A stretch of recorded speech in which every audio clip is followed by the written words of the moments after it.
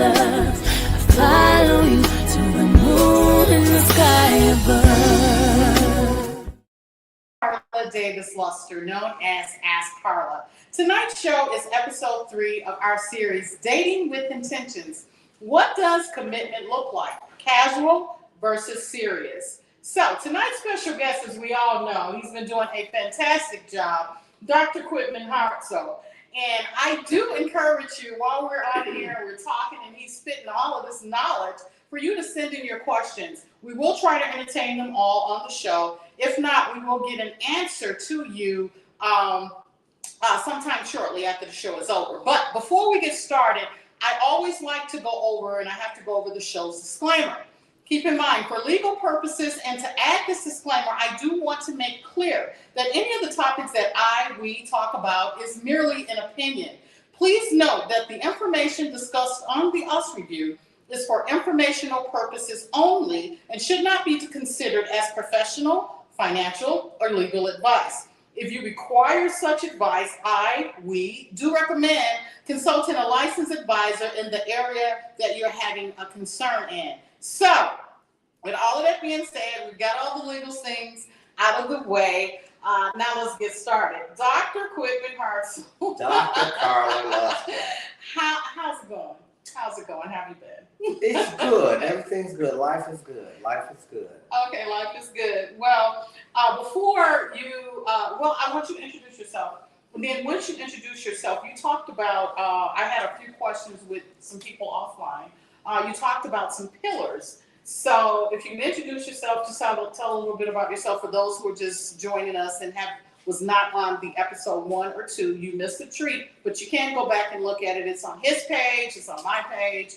And tonight we are streaming on YouTube as well. We're on my page, Ask Karla IG. You're on Dr. Quitmon Hartzol's page and Karla Davis-Luster page. But before, once you get to introducing yourself and tell a little bit about yourself for those who are joining us for the first time, let's talk about the pillars. Okay, so I'm going to turn them loose. Go ahead. There's no such thing as turning me loose. I'm Dr. Hartzol, university professor at DeVry, DUA University. Life has made some pivotal changes at 51, and I just feel discussing them is how we deal with them. Okay. Discussing them is how we get some resolution on some things about ourselves and move forward. Okay. A quick question for those of you, he is Dr. Quitmon Hartzol. What is your doctorate in? My doctorate is a doctorate of management with a concentration in executive leadership. Okay. With that being said, can you, and I'm going to ask our tech person, can you put up on the screen the pillars? Can you talk through those 4 pillars? Because it was so pivotal and it was so profound the last time that he spoke. He spoke about the pillars in episode 2. So if you can just kind of just brief us through that, and then we can just get rolling. So in my opinion, every relationship is built on a solid foundation. Mm-hmm. And that foundation being trust is a pillar, honesty is a pillar, respect is a pillar, mm-hmm. and love is a pillar. And then as those 4 pillars are operating effectively, you begin to have a sustainable relationship. Okay. Those 4 pillars are, to me, a core in a relationship that allows you to build a sustainable relationship. They work together. Now, do the pillars falter at sometimes? Mm-hmm. Absolutely. Any relationship over time will have some issues with one of the pillars. But are the other 3 pillars strong enough to bring that pillar back in? That's what makes a relationship sustainable. And that's the foundation. And that's the foundation of a healthy relationship. So you talked about the last pillar. While we're on this subject, I'm going to just throw a question out at you. One of the pillars was love, right? My question to you, we went through, like episode 1, you kind of laid the foundation of how people meet and then initial attraction and all of those things.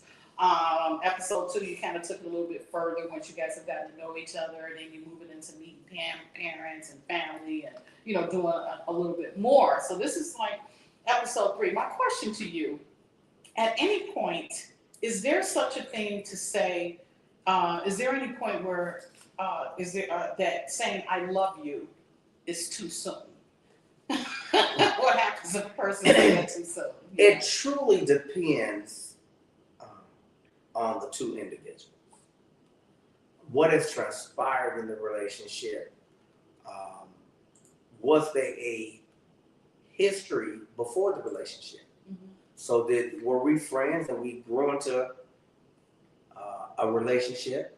Or did we just meet and we're establishing a relationship? So it truly depends on the two individuals. However,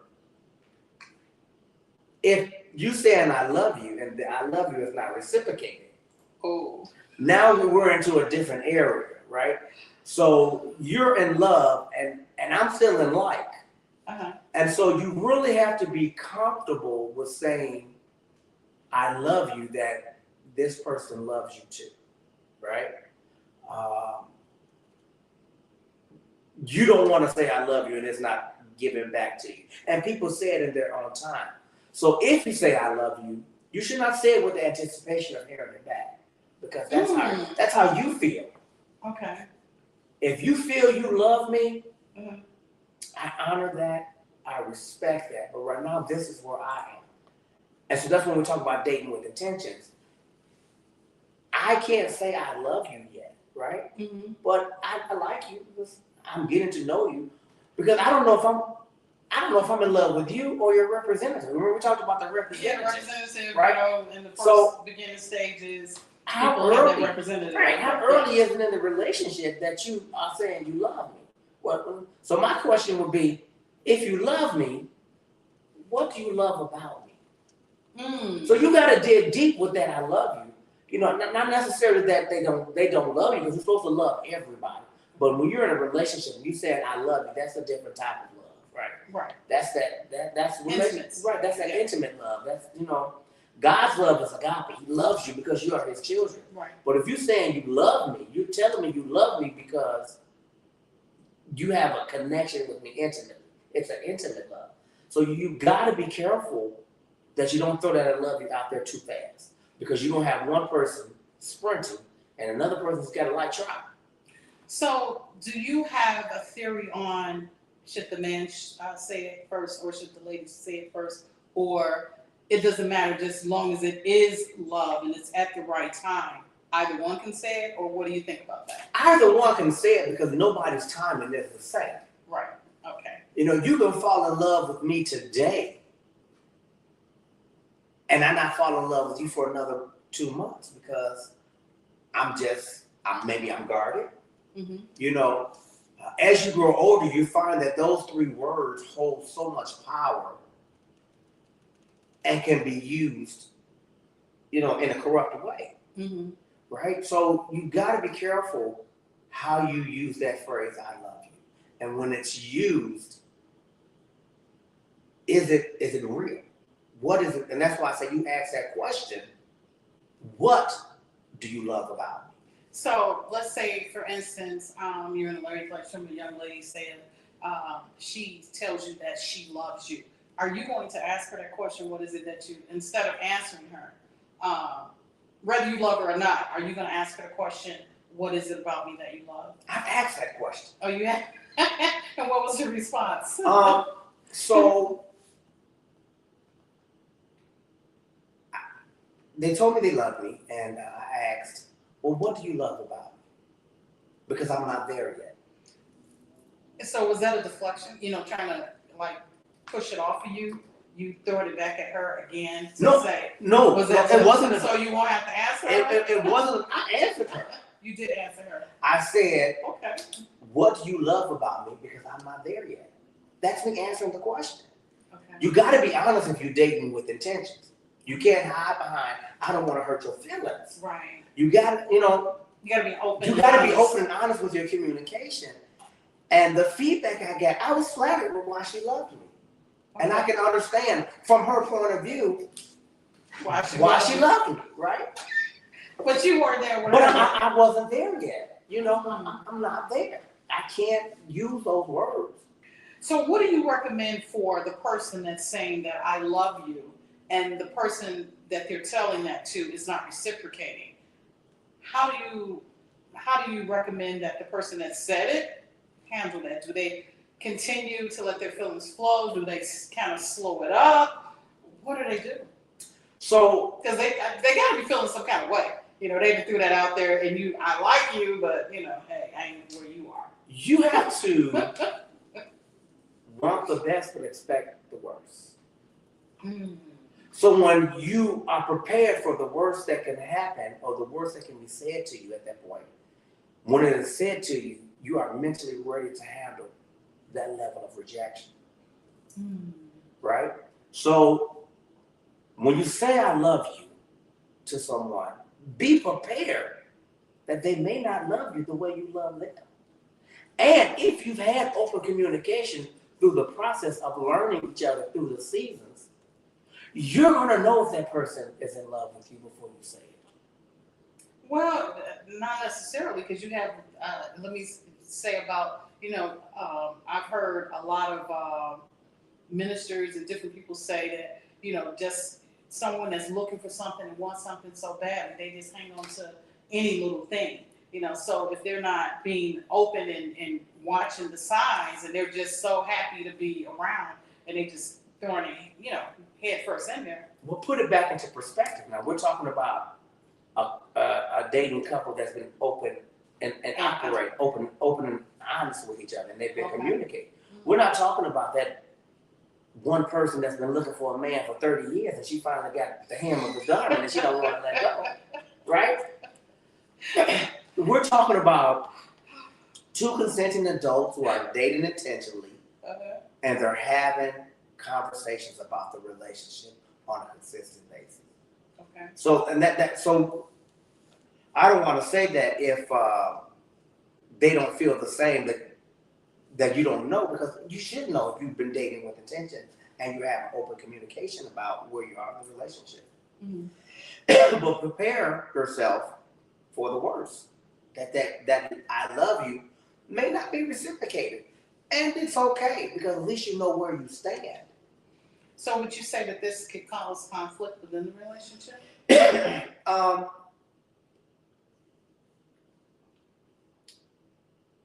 It's going to cause emotional conflict for that person. Okay. Because how do I love you and continue when you're not on the same page and you don't know if you're going to be on the same page? Right? You may not love me because you're drawing back, because you're trying to pull away, because you're having communications about where you stand emotionally and mentally, and where you have maybe plateaued in the dating process, and that you want to leave it here, right? So if you want to leave it here and that person is still pulling at you, you have to have that communication to say,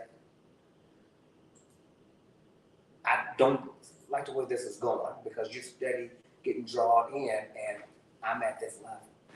So that's how you would handle the conflict. You got communication. Right.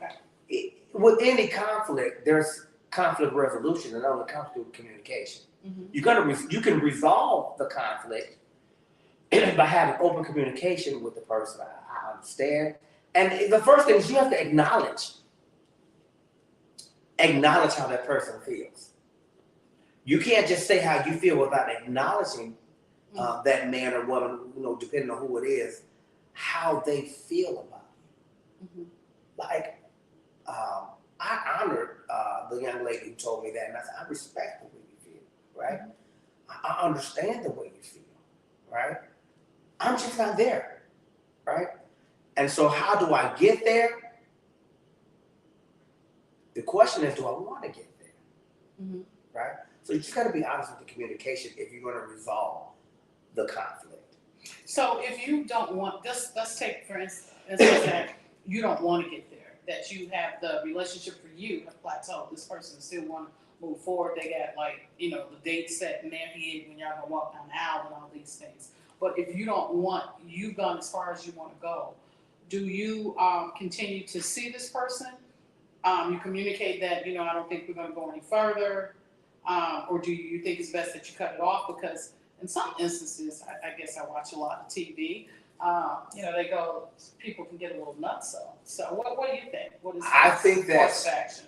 I think that a withdrawal is key. Maybe not a fast withdrawal, Total cut, well, cut but off over time. you need to begin to cut away, cut the ties and pull away. Okay. And eventually that, is a, hey, how are you, in passing, right? Mhm. Because you don't want, as you just stated, if you've plateaued, you want to kind of erase that glimmer of hope. And you do that by stopping the communication. Okay. So not just immediately ghosting a person, you saying just kind of start to pull away. Okay. I don't recommend ghosting anyone. Okay. I think that There's a lot of that out there. there is. I think that it's disrespectful to the person. Mhm. It's disrespectful to their emotions, to them as a person. You just don't need to ghost anyone. Be an adult and say, we need to go our separate ways. But there's never a reason to ghost anyone or to take their feelings lightly. And I think when you ghost someone, you're taking their feelings lightly and you're putting your own feelings above theirs. Mm-hmm. So I'm going to move into another kind of direction because I've had, I had people giving me questions, say, answer this question, I'm just going to answer this question. I'm going to talk more about, people have dated, they've been dating a while, and they've made a decision to actually move in together. And some people I know, rather than, the married thing or whatever, they've decided to, just, see how it's going to work out, and they live together, and then it becomes years after years. Do you think a couple that has lived together so long, because if you live together 6 months, you break up and then you move, so that don't count. But just say, for instance, past 7 years, because 7 years is common law, right? Common law. Do you think that they should have a legal agreement about things? So let me first start with the common law. Common law is you get no benefits. Mm-hmm. You have no rights. Right. To that, and you're gonna build a life with someone for 7 or 8 years and not get the legal support of a marriage. When he or she passes, you have no rights because you didn't do it the right way. So although some people do believe that common law is good, maybe it is good for a couple years when you get to know the person, but when you begin to invest, so you said moving in together, are we moving into an apartment together or are we purchasing something together, right? Right. So are we pooling our resources as a married couple, and we're not legally married, but are we pooling our resources to build? Then we do need to have some legal communication, with the lawyer. What happens if we do break up? What happens if we do go our separate ways? How do we separate? How do we How do separate we divide it? Yeah. the assets that we've grown together, right? So I don't think that you should pool assets in common law, Okay. right? I don't think that you should pool assets until you're married, right? Okay. Right. I wanted to make sure I said it until you're married. And I'm going to say this to the ladies out there. Ladies, in my opinion, if he hasn't married you after 2 or 3 years, you're not the one. Right? We are designed to be protectors, providers, and priests. So if he has not married you after so many years, he knows you. You've gone through the seasons. He's not protecting you. Okay. And I said protecting you from a aspect of if he dies and you didn't have a good relationship with his mama, well, if you all don't have any kids together, the mama is coming in. Now, the mom is now his next of kin, and you all have these community assets together. Now you have to deal with the mother-in-law because you all didn't take the time to get the paper that you needed to make sure that you are the one. You are the one who's receiving the benefits in case of a death, right? Okay. And you also got to think about if you're with a man for 20 years and you never marry him and he was the sole provider, when he passes, you're not getting his Social Security. Yeah. Because you didn't marry him. So you just touched on something that I want to ask a question about, throw it out there, kind of insert this. You said if the mom's going to come and she would be the next of kin. What should a couple do if, it could be him, it could be her, if they're not accepted, that person, their significant other or married person, whatever, is not accepted by their family? How do you handle that? So first of all, why is she not accepted? He or she is not accepted. Mm-hmm. What is it about them that's not accepted? And so that's when you have dialogue with the family. That's one-on-one dialogue. You with your family. With my family. Well, Right. What is it about This person. this person that you don't really care for? Maybe we're so deep in love that we don't see the flaws And they're that pointing the them out. family see, right? And so the family really wants you to see future issues that they see that you don't see because you're so in love, right? Well, let's flip that. Because, you can have cases where some family members, I don't know, it could be jealousy, it could be something that, no one's good enough. So how should the opinion of the family affect your decision on who you're going to be with? Ultimately, it's your decision. Ultimately, it's your decision. Okay. But research the facts. What they're saying, right? Look, dig deep, dig beyond your emotions. And so that's when I say dating at 51 is a different ballpark. You're looking at things so much different. You're not just focused on, I really love her, I really love him, I really want to be with this person, I just want to be in a relationship, I want to build. You're in your 50s, so you're halfway through your life. Yeah. You don't have time to waste on somebody that's not really for you. Okay. Right? So you have to really take into account what's being said, but in the end, make your own decision. Okay. Right? Because ultimately, if you decide to go with what you want to do and you marry the person, it's your decision. Mm-hmm. So when things happen, or because they will, because things do happen, not necessarily what happened. Maybe the thing that happens as you grow together happened. They were wrong. Right? Right. Maybe the thing that happens is that what they told you they saw, now you have to suffer through. Mm-hmm. And a good family is not going to tell you, a good and supportive family is not going to tell you, I told you so. Right. They're going to say, what can we do to help you? Exactly. How can we help you heal? Mm-hmm. How can we help you move on? Mm-hmm. Right? So I'm not saying that the family knows all, but You should listen to them. you should really take into account what they're saying Mm-hmm. and do the research. Okay. Okay. So let's say, okay, you're in this relationship, and we're talking about you're in this relationship. You guys are moving forward. Let's say you get engaged or whatever else. Should there be a prenup? You got to look at the states for that. Look at local and state government. What does the state say about assets prior to the marriage? And that should be the tell-all. Coming into the relationship, how are the assets going to be handled? Right. So Okay.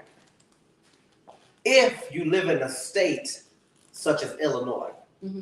and Illinois is anything that you have acquired prior to the marriage, Mm-hmm. it's yours if the marriage ends. Mm-hmm.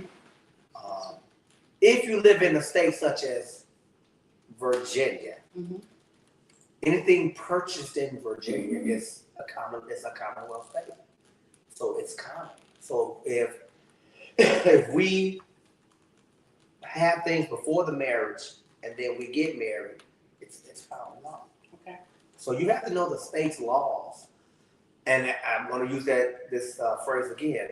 do your research on the state. And if the state requires that you share or split all assets no matter when acquired at the state of a divorce, At the state of divorce. then you need to protect you and she needs to protect her, because who's to say that the man is the one with the assets? She may be coming into the marriage with all the assets. So what conversations should every couple have before moving forward, getting engaged, doing whatever? Let's talk finances. Let's talk about kids. Let's talk about family. Kids are family.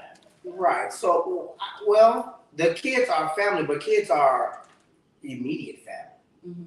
Mm-hmm. What does it look like for the other parents?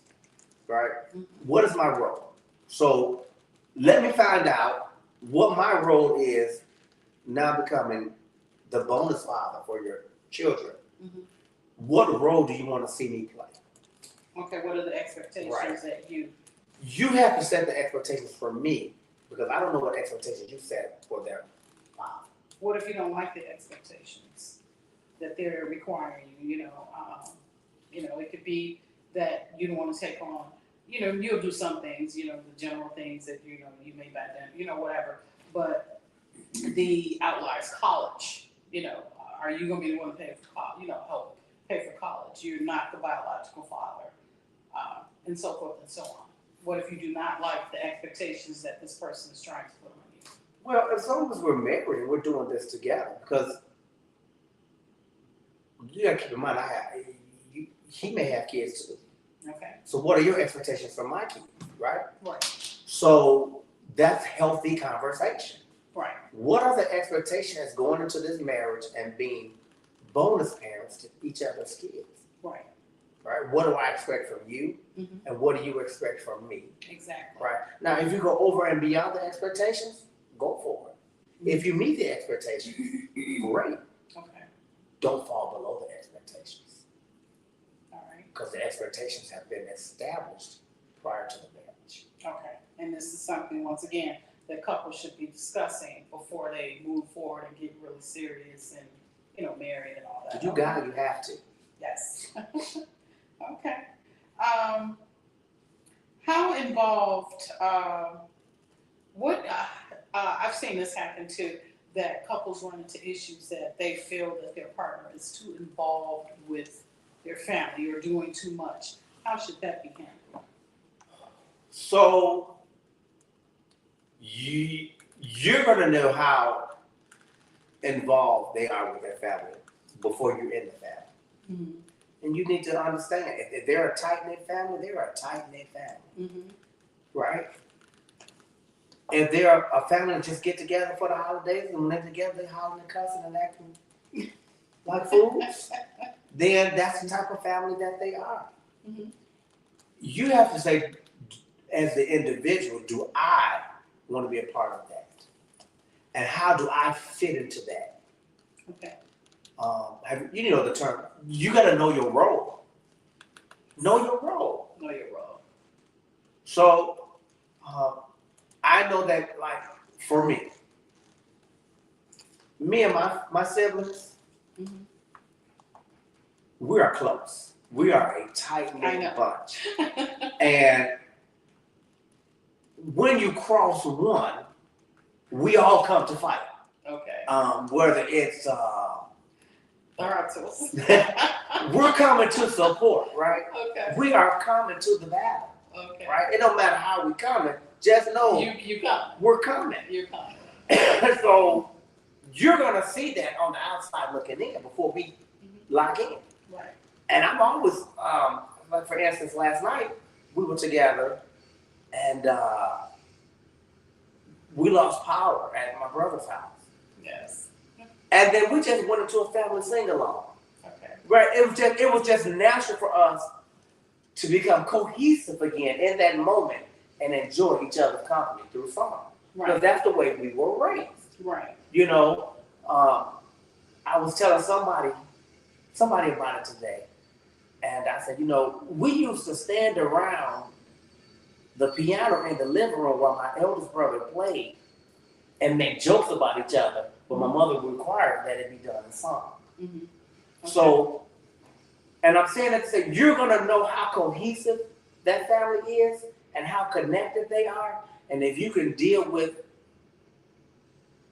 the connectivity of the city. Now, I do understand that once you're married, the wife comes first, the husband comes first. I get that. Okay. We're not going to take away from that. And that the conversation with a man and his wife is sacred, right? Mhm. And that you shouldn't allow your siblings or your family really into that marital conversation. There's some things that they shouldn't know. And I will say that learning and growing, that's some of the issues that I had, you know, is that we're so close that I shared a lot of things, you know, because we are so close.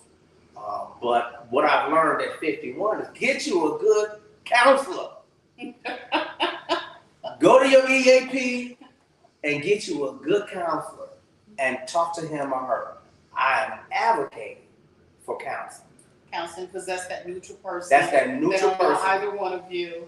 They're going to give you, you know, what they feel is right or wrong, and it's not tainted with being, you know, indifferent because Right. they're close to one of the And other. so now Yeah. you have that, as you said, non-biased opinion that allows you to speak, right? Okay. And then you don't have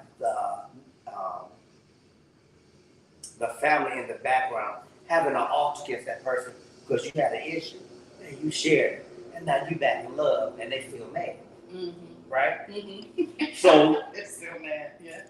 you gotta. What I've learned is that I can't get back into that cycle. I at this point in my life, I will always keep a therapist, right? Because I believe that having a therapist allows you to fit. Now, don't get me wrong. For years, I was not against therapy, but I'm just like, I can talk to myself, Okay. right? But I said, well, I'm gonna give a therapist a try. Mm-hmm. I'm going to sit and talk to a therapist, and this was in the last maybe year, and I found it to be a very safe space. And now I advocate for people. Find out what your insurance will cover. Mm-hmm. Go through the EAP and find out how many sessions do I get off the employee action plan. You know, that's when most companies will give you counseling free, Mm-hmm. and then you work through your insurance to get the rest of them. Counseling does help. Spiritual counseling helps, but you also need a therapist, right? So I found that when I searched for my therapist, I said I want a Christian-based therapy session. Mm-hmm. And so when I found the guy, I was hesitant, but I went, and now I'm locked in. Okay. Yeah. So as far as that is concerned, like you mentioned, for those of you who are listening and may be interested in it, you know, your employer does typically pay for a counselor or whatever. They just have to be in a network or something that. Yes, most insurances have some type of mental health part of their plan. Mm-hmm. I encourage you, if you are looking for that type of information, look on the back of your insurance card, and it will tell you what number to call for mental health. Mm-hmm. Call the 800 number on the front of your insurance card if you don't see one, to say, ask the operator, what type of mental health benefits do I have, Okay. right? And then go from there. And if you don't have insurance, unfortunately, we have a lot of people out there with insurance. Google community-based Exactly. counseling sessions. Yeah. Some communities will offer counseling at the community centers, group counseling. Mm-hmm. So whether you can pay for it or not, there's some type of counseling sessions out there that you can go for. And if, you know, none else fails, you go to a church and ask to talk to one of the elders or the pastor. Mm-hmm. Although they may not be a licensed therapist, they can give you some Christian-based Information. They talk to you. So we're talking about relationships, and we're talking about, going to counselors and stuff right now. Let me ask this. I'm gonna throw something on. This is a little bit twist on it. What are your thoughts around domestic violence? Because those people typically need to call someone or get some help. How should domestic violence be handled? So And there's more than physical abuse to me. There's mental. there's mental and emotional. Yeah, mental and emotional. And this is centered around counseling and all that kind of thing. So let's first identify the type of abuse. Abuse is abuse, whether it is physical, emotional, or intellectual, because you can have mental abuse too. Oftentimes when it comes to the emotional and the intellectual abuse, we don't know we're being abused. And so, once again, I'll talk about me because that's the only person I can really talk about. Okay. In my last marriage, I felt, and so did my counselor, my therapist, just through conversation and learning that I was emotionally abused. And so men often, we don't want to talk about abuse because it demasculates us, right? But when we're mentally abused and we're emotionally abused, we don't recognize it. We just shrug it off. And you're able to recognize these levels of abuse when you can talk to somebody who sees them, right? And so that's when we go back to the therapist, a non-biased party. I was told things from the jump that affairs happen. We just have to get along with it. We just have to get over it.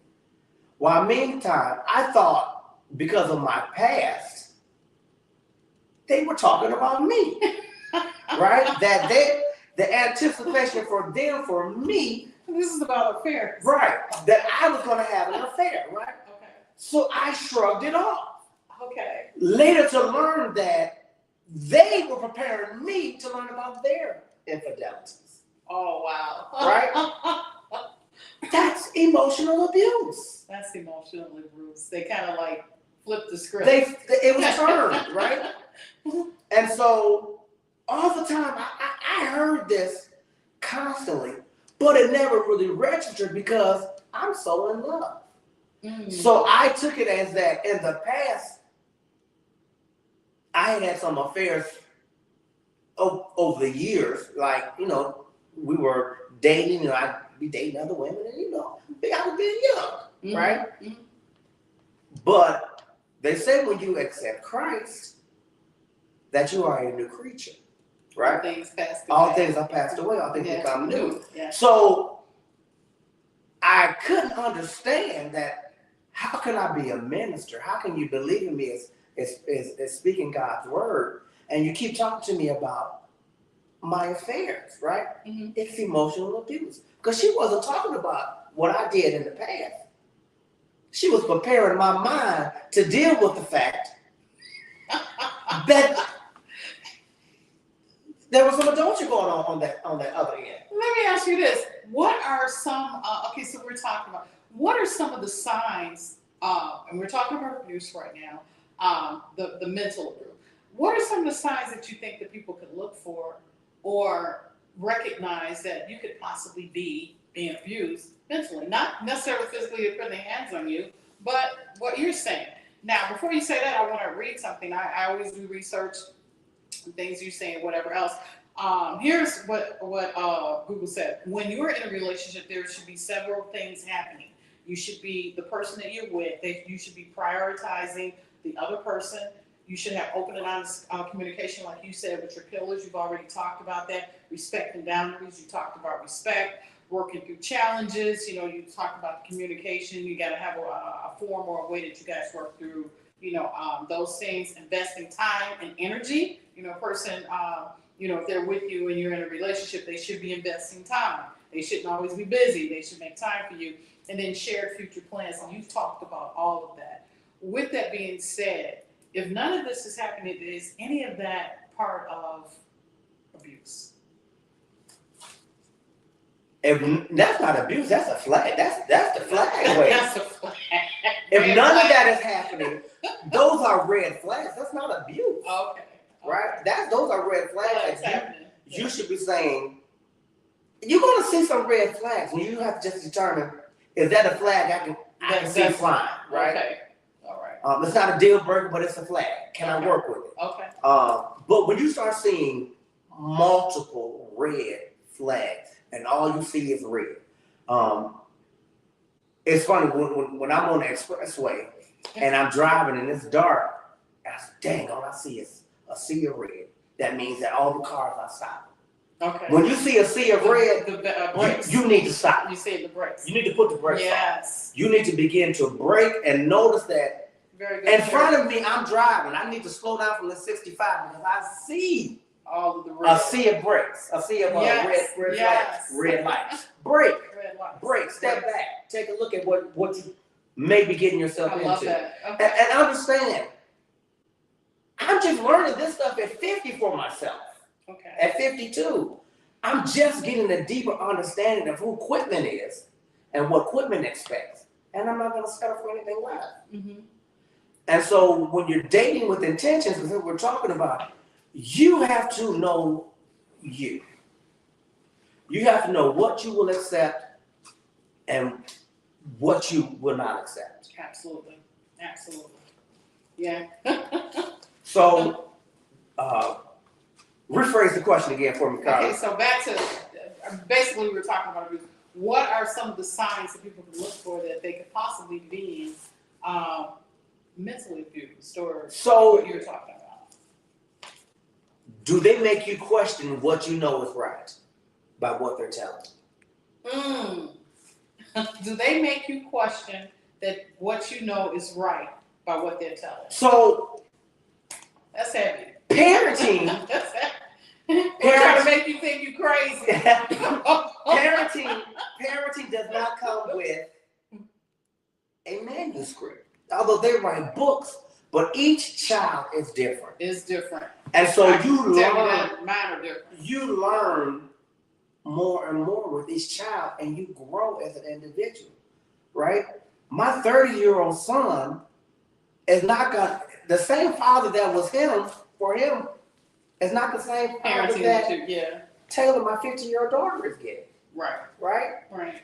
They're getting different fathers, different versions Of who you. I am, Of right? who you are. And so Of what who you are. I learned was each child taught me something different. I learned something from my oldest son, what I do different. I Mhm. learned things different from my oldest daughter, Yeah. from my second daughter, from my son that's deceased, from my son that's in college, Okay. from my baby girl. And do you know who the recipient of all this knowledge is going to be? Who? My grandson that's there with me every day. Eli. Eli gonna get it all. He is going to get the best Best. version of me The best of you. because I've had 30 Best part of you. I've had 30 years of tutelage. And experience Right. and practice. So, to bring it back to the abuse, for you to tell me that just because I pay child support and I do little small things, that don't make you a good father. That's mental abuse. Yeah. Because maybe in your opinion that I'm not a good father, and did I disappoint one of the kids several times? Absolutely. We all disappoint them. Yeah. We're At some point, we're- even if it's something you tell them they can't have. right. Right. You're going to They're disappoint disappointed. because you're learning how to parent each one differently. My mom used to say, growing up, because there are 5 of us, I love all of y'all the same, but differently. Right? Because that differently means each child has a different personality that I, as a parent, have to learn and learn to manage. Right? So for you to tell me you're not a good father, and I know that I'm being the best father that I can, that's mental abuse. Mhm. That's mental abuse. Wow. If you are my spouse, you're supposed to say, baby, I know you're doing the best you can. But do you think if you did this, maybe you can get a better result? So you're not supposed to tear me down. When I think I'm doing something right, you're supposed to build me. And that's the foundation of trust. I have to trust what you're telling me as my wife, right? Because you love me and you're being honest with me. And I respect what you're saying. So the negativity was given to me in those confines. So we didn't build there was not a stabilization of true love and true build, but stabilizing the mental abuse. But yeah, the flip side of that, I know what you're saying, is that when the spouse is trying to offer, and this is not you, trying to offer you an opinion, or maybe if you did it like this would be better, be willing to accept it or listen, not that you're going to necessarily do it. You may, well, no, this has to be handled this way because you may know more about how you need to do it. But, as a spouse, I think that the person needs to be at least listening. And then you have some cases where they don't even want to listen to you, so how do you handle that? So positive reinforcement paves the way for feedback, for corrective feedback, Okay. right? Mm-hmm. Don't start out telling me what you think about me is negative. Because once you do that, I'm shutting you out. So start off with a positive. Start out with that positive reinforcement of Yeah. what I do that you love about constructive criticism, right? And then end it with a positive. Yes. So positive, constructive, Did positive. you work for McDonald's corporate? Look. I know we went because they took us through all of that. But positive, constructive feedback, and then positive. And then positive. And you can grow from that, Yeah, right? absolutely. Feedback can't always be negative. Exactly. And then Exactly. don't always give me feedback. That was great, baby. I like the way you did that. Mm-hmm. Right? Mm-hmm. So now it had gotten to a point where our conversations would be, I like the way you thought. So this wasn't all negative. Mm-hmm. I can't paint a negative light I can't paint a negative light on the totality of the relationship. Okay. It had gotten to a point where some things were negative, but then it was, the more you educate yourself, I see growth in you, right? Mm-hmm. I see growth in your conversation. I see growth in your mindset and the way you think, right? Absolutely. So it wasn't always negative, so I can't say that it was. And I can't put a negative light on the totality of the relationship. However, you gotta positive, constructive, positive. Keep that in mind. Mm-hmm. PCP. Mm-hmm. Positive, constructive, and then positive. PCP. Everyone got that? PCP. So, and then we were at a point where, we were both in school, and we would say, stick with the plan, right? I'm tired, I'm trying to get a paper done, I'm falling asleep on the couch. Hey, STP, stick with the plan. Mm-hmm. Wake up. So I can't say that, I can't say that negative on the whole thing. She would be studying, tired, stick with the plan, continue to do your work. I'll be, here, let me know if you need something. So there were some positives. So I can't paint a negative light on the whole marriage, right? Absolutely. I'm at a point now where I want to learn from everything. I want to learn from the negative things in life. I want to grow from the positive things in life, right? You're a sponge, right? Right. I want to learn from everything to make myself a better person, and make myself a better person for me and for my kids, Mm-hmm. right? And for me and for the next possible spouse, right? Absolutely. So I want to be better for her. You hear that, ladies? The next possible spouse. That means that he's interested. So I want to be better for them, right? Mm-hmm. And so, like we said, you grow, you learn more, you grow.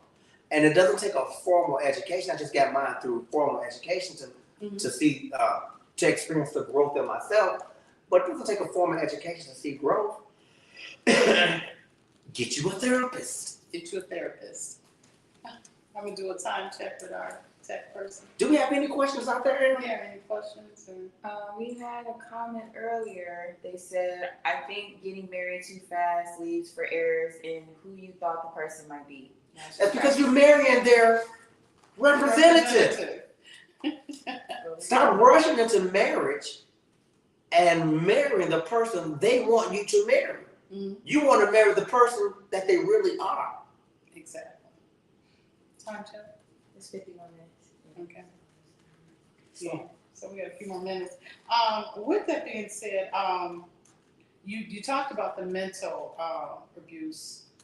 What happens if should it become physical abuse? It's time to go. I'm not going to say it's time to go. What has escalated into physical abuse? Right? What's happened to cause it? What's happened to make it physical? Now, brothers, I'm just telling you, you can be physically abused too. Brothers, I'm telling you. Because when you walk away, because you don't want to be abusive, and they're abusive to you because you want to walk away, Yeah, that's still abuse. that's abuse. You're walking away because you don't want to put your hands on them, Mm-hmm. but they can't stop putting their hands on you. That's still physical abuse. And when the police come, who they gonna take? They're going to take whoever doing the hitting, Yeah. right? So I know some men think that regardless of what the woman does, they're gonna take the man. But that's not That's not true. necessarily true. Yeah. You have to recognize abuse. I'm a very nonviolent person. Mm-hmm. I try to walk away as much as I can. And that really stemmed from my childhood, right? Mhm. There was domestic abuse that I witnessed at such an early age. And I won't go into details of the abuse, but those of you who know Lee, Tusimon, and Quitmon, Mm-hmm. you know our story. And so when you know our story, you understand why we're all so close, Yeah. right? So all of us are the men, my brother Ramon and my brother Lee, we are nonviolent men. Right. We may not say much, we may walk away, but we don't want to fight you. Right. We don't want to put our hands on you. We want to walk away. Mm-hmm. So for the ladies out there, when a man say he want to walk away, let that brother walk away. Yes. Don't keep talking and running your mouth Mm-hmm. and degrading him as a man with your words, because you only hurting your own relationship, Yeah. right? Let that man walk away. Mm-hmm. Because it takes more of a man to walk away Then want to put than want to put his hands on. That's powerful. That's powerful. So, with that being said, what other advice, as far as dating is concerned, would you give? Because we're about to wrap it up. Give people with that. Really find out who you're dating. Mm-hmm. And that comes from dating and going through the seasons with them, Mm-hmm. right? Mm-hmm. Do the research on the person. You know, I'm not saying you have to dig deep into their past relationships, but in their conversations, you should notice some commonalities and determine is it them or was it the other person, Yeah. right? Yeah. Don't waste a person's time. Yeah. When you're done, you're done. Walk away. Walk away. And ladies, when he say he done, don't keep nudging at him. Let him go. Brothers, when she says she don't want to be bothered, don't think you're going to change her mind because you want to wine and dine. Because she going to drink that wine, she going to dine real good, and she's still not going to be interested. Yeah. Yeah. So you have to know when to walk away. Yes. When to walk away. You got to know when to hold them. Captain Vernon says. I have a question. We do have a Question. It's Kelly Baby. She said, explain the scenario when the woman walks away and the man is continually aggressive. They call the police. So always. when the aggression continues. So I believe in the God of a second chance. So a man can be delivered through prayer and supplication and asking God to deliver him from that abusive spirit. That's what I feel. But if he's not looking to change and not looking to change holistically, then ladies, you have to get away. Mhm. Because if he gonna hit you today, next week when you run your mouth, he's not gonna walk away again. He's gonna hit you again. Yeah. Because he has not changed. And so abuse also happens when they can hit you today, tell you, baby, I'm sorry, and then you come on back. And it's that back and forth, Mhm. right? So if there has not been a decision to have a holistic change of who you are to get away from that abuse, and that's therapy. I'm saying it again, that's therapy. That's having a personal relationship with the Lord Jesus Christ, looking for a real true change in who you are. Mhm. Ladies, you have to protect yourself. Exactly. But let's revert that too. Brothers too. Mhm. Because there's some women out there that are just as aggressive Exactly. as a man. Exactly. Exactly.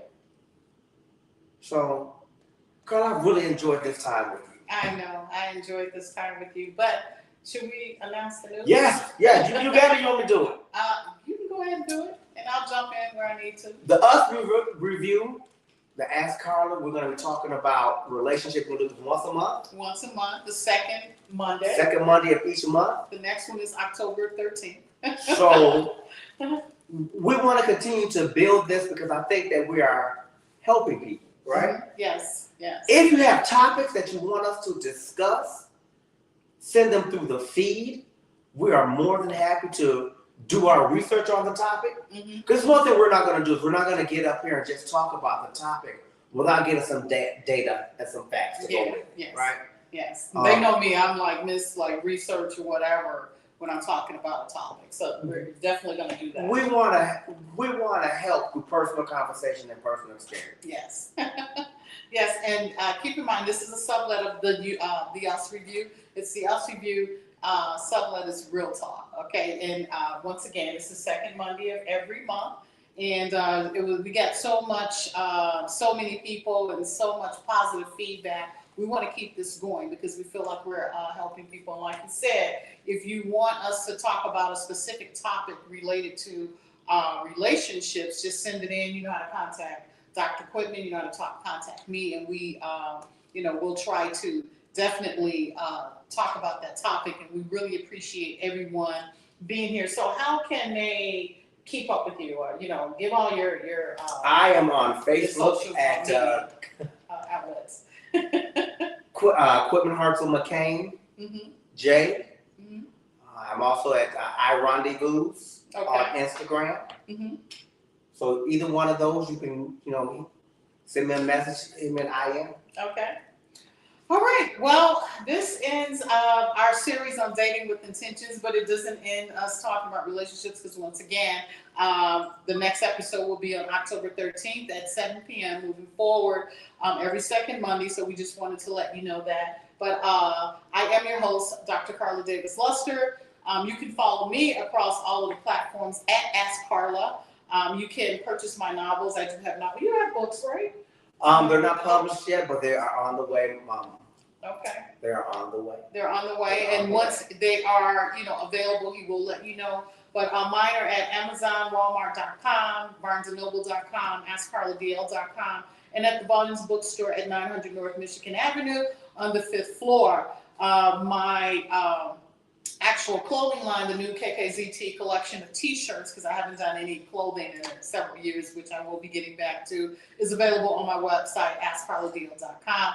Once again, I'm Dr. Karla Davis-Luster, and this is Dr. Quitmon Hartzol. and we have really enjoyed our time with you. Thank you for tuning in. We hope to see or hear you in the feed on October 13th. We are across all the platforms, IG, YouTube, Facebook, and TikTok. So thank you for tuning in, and we look forward to seeing and talking to you guys on October 13th. Bye-bye.